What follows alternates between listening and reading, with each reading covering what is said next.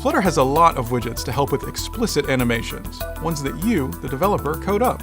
But there are also widgets for implicit animations, those that animate changes for you. A good one to know is AnimatedContainer. You can build it once with a particular attribute, like color, and when you rebuild it with a different value, say in response to a set-state call, AnimatedContainer performs a linear interpolation between the two values. And it's more than just colors.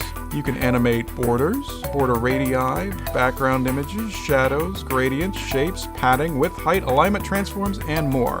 The length of the animation is controlled by the duration parameter, and you can also specify your own curve to customize the effect. There are a bunch of other widgets to help with implicit animations too, so head to flutter.io for more info.